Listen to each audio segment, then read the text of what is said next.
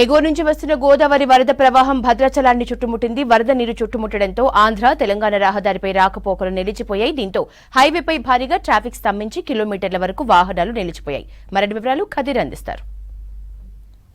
గోదావరి నీటి మట్టం క్రమక్రమంగా పెరుగుతున్న కారణంగా ఇప్పుడు ప్రస్తుతం భద్రాచలం వద్ద నీటి మట్టం వచ్చేసి 53 అడుగులకు చేరింది. దాని కారణంగా భద్రాచలం చుట్టూ ఉన్న ప్రాంతం అంతా కూడా నీట మునిగిపోయింది. ఇప్పుడు మనం ప్రస్తుతం చూడొచ్చు, ఆంధ్ర తెలంగాణ సరిహద్దు ప్రాంతమైన తూర్భాగ ప్రాంతంలో ఉన్నాం. తూర్భాగ నుంచి అటు చర్ల వెళ్ళటం కోసం, దుమ్ముగూడెం వెళ్ళటం కోసం ఇక్కడ ఏదైతే రహదారి ఉంటుందో ఆ రహదారి అనేది మొత్తం జలదిగ్బంధంలో ఉంది. అయితే ప్రస్తుతం నేను ఏదైతే భారీ వాహనాలు ప్రతిరోజు వెళ్తాయో ఇక్కడ నుంచి ప్రయాణం చేస్తా ఆ భారీ వాహనాలు వెళ్ళే రూట్లో నేను ఉన్నాను. అయితే ప్రస్తుతం ఎవరు రాకపోకలు ఇక్కడ నుంచి కొనసాగించడం లేదు. ఇది మొత్తం ఇక్కడ రాకపోకలను నిలిపివేయాలని చెప్పేసి అధికారులు దీనిపైన సూచనలు చేయడం జరిగింది. అదేవిధంగా బారికేడ్లు ఏర్పాటు చేసి పోలీస్ పికెటింగ్ కూడా నిర్వహిస్తూ ఉన్నారు. ఎవరిని కూడా లోపలికి ఎలో చేసే పరిస్థితి లేదు. ప్రధానంగా చూస్తే ఇక్కడ భద్రాచలం కూనవరం రోడ్లో ఏర్పాటు చేస్తున్న కరకట్టకు అటు కొత్త నిర్మాణంలో భాగంగా గోదావరి పెరుగుతుండడంతో ప్రధాన రహదారిని బ్లాక్ చేశారు. అదేవిధంగా భద్రాచలం నుండి ఆంధ్ర ఎటపాక వరకు మాత్రమే రాకపోకలు ఉన్నాయి. ఆంధ్రాలోని ఎటపాక, కన్నాయిగూడెం తర్వాత తెలంగాణ తూర్వాక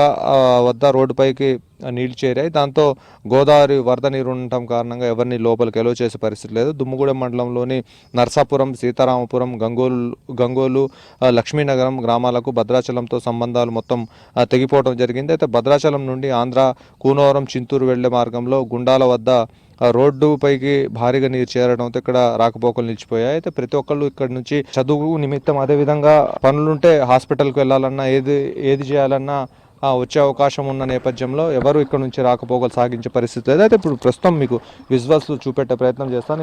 ఏదైతే ఈ వరద ఉందో ఈ వరద ప్రాంతం అంతా పక్కన ఏదైతే పంట పొలాలు ఉన్నాయో ఆ పంట పొలాల్లో వరి నాట్లు, అదేవిధంగా వాణిజ్య పంటలైన అనేక పంటలు వేయటం జరిగింది. ఆ పంటలన్నీ కూడా నీటి మునిగిపోవడం జరిగింది. అయితే ప్రస్తుతం చూడవచ్చు, ఇటు దట్టమైన అటవీ ప్రాంతం లాగా ఉంది. ఈ అటవీ ప్రాంతం లాంటి ప్రదేశంలో ఈ వరద రావడం కారణంగా ఇటు రాకపోకలన్నీ కూడా నిలిచిపోవడం జరిగింది. అయితే 55 అడుగుల వరకు చేరే అవకాశం ఉందని చెప్పేసి సిడబ్ల్యూసి అంచనా వేస్తుంది. ఈ క్రమంలో చూస్తే భద్రాచలం చుట్టుపక్కల ప్రాంతం అంతా కూడా ఇటు బోట్లు, అదేవిధంగా నావలన్నింటినీ కూడా సిద్ధం చేశారు. ఎవరు రిస్క్ చేయవద్దు అని చెప్పేసి అధికారులు పదే సూచిస్తూ ఉన్నారు. ఎందుకంటే ఎక్కువగా ప్రాణ నష్టం జరగకుండా ఉండటం కోసం అని చెప్పేసి అధికారులు ప్రికాషన్స్ తీసుకుంటున్న పరిస్థితి. ఎవరిని లోపలికి అలో చేసే పరిస్థితి ఎక్కడ కనపడటం లేదు. దాదాపుగా స్థానికంగా ఉన్న అధికారులే అన్ని రకాల ఏర్పాట్లను చేయాలి. కేవలం ఒకవేళ ఎమర్జెన్సీ ఉన్నట్లయితే దానికి సంబంధించి పడవల్లో ప్రయాణం చేసే విధంగా ఇక్కడ ఏర్పాట్లను చేయడం జరిగింది.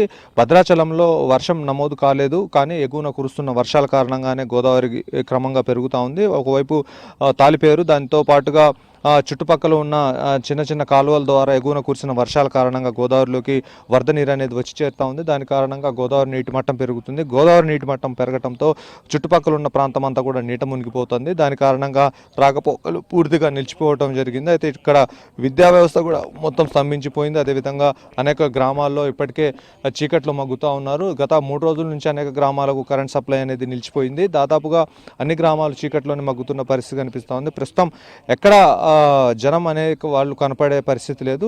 మత్స్యకారులు సైతం ఎక్కడ వేటకు వెళ్ళొద్దని చెప్పేసి అధికారులు సూచన చేయడం జరిగింది. ప్రస్తుతం అన్ని నలువైపులా కూడా అటు ఆంధ్ర, తెలంగాణ పోలీసులు పహారా కాస్తా ఉన్నారు. ఎవరిని లోనికి అనుమతించే పరిస్థితి లేదు. ఇప్పుడు ఇంజన్ బోట్లను పెట్టుకొని పడవలన్నింటినీ కూడా సిద్ధం చేసి పెట్టారు. ఎవరైనా అధికారులు దూర ప్రాంతాల నుంచి వచ్చినా, ఒకవేళ మంత్రులు వచ్చినా వాళ్ళందరినీ ఈ ప్రాంతం అంతా తిప్పడం కోసం ఇలాంటి వాహనాలు మాత్రం ఇప్పుడు అందుబాటులో ఉన్నాయి. ప్రస్తుతానికి చూస్తే ఇక్కడ జిల్లాకు సంబంధించిన మంత్రులు అటు తుమ్మల నాగేశ్వరరావు, అటు పొంగులేటి శ్రీనివాసరెడ్డి దీనిపైన రివ్యూ నిర్వహిస్తూ ఉన్నారు. ప్రతిసారి భద్రాచలంలో జరుగుతున్న పరిణామాలపైన ఆరాధిస్తూ ఉన్నారు. ప్రస్తుతానికి ఎక్కడ అవాంఛనీయ సంఘటనలు జరగకుండా ఇక్కడ సిబ్బందిని వాడాలి, అదేవిధంగా ప్రతి ఒక్క అధికారిని ఇక్కడ విధుల్లో ఉండే విధంగా చర్యలు తీసుకోవాలని చెప్పేసి సూచన చేస్తున్నారు. అదేవిధంగా ఏదైనా ఇబ్బందులు తలెత్తినట్లయితే సీఎంఓ ద్వారా సహాయ సహకారాలు అందిస్తామని చెప్పేసి మంత్రులు చెబుతున్న పరిస్థితి. మొత్తంగా చూస్తే తెలంగాణ, అదేవిధంగా ఆంధ్ర సరిహద్దులకు ఇక్కడ రూట్ అనేది కట్ అయిపోవడం జరిగింది. దాని కారణంగా అనేక వ్యవస్థ మొత్తం కూడా స్తంభించిపోయింది. ఇది మొత్తంగా తూర్బాక వద్ద ఉన్న పరిస్థితి. Over to studio.